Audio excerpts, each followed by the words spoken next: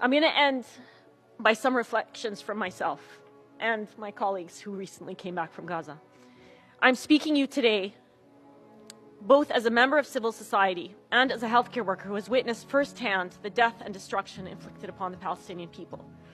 We spent the last 14 months watching as the most live-streamed and documented genocide in history has been met with silence, widespread propaganda campaigns justifying the unjustifiable, silencing and discrediting those who have attempted to expose it. The eyewitnesses that have made it out alive consistently reported crimes that in any other context would have led to sanctions. But here, after 14 months of the most grave breaches of humanitarian law, gross violations of human rights, barbaric war crimes, it is met with impotence by individuals, countries, and the very institution represented by this building. One day, someone will dig up the records of our testimonies, pleading for 14 months.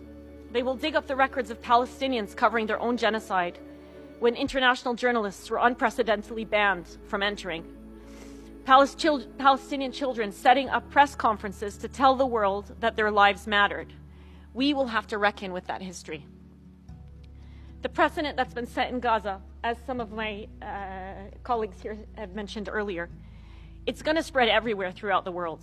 It signals the demise of rule of law. We've already seen it spread to Lebanon. And as one volunteer surgeon said, when I was in Gaza, I felt like it was a prelude to the end of humanity. If solidarity with your fellow humans is not enough of a reason to act, think about how this is going to spill over. This should be frightening for everyone.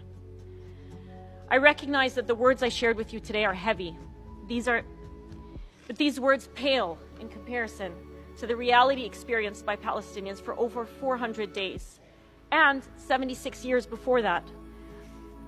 Palestinians don't need our pity. They don't need our praise. They need our meaningful and truthful solidarity. And there is no time for despair. In the 24 hours that I'm going to spend in this city, at least 60 children in Gaza will be injured or killed. I recognize that many of you here, by virtue of being here today, are already convinced of the need to act.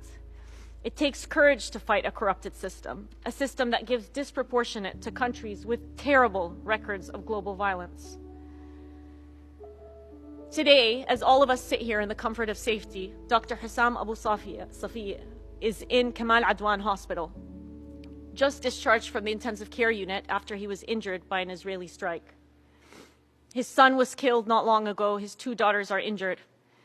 And yet he continues steadfastly to provide care for his patients. He said a few days ago, we will continue to provide this service at any cost to ourselves.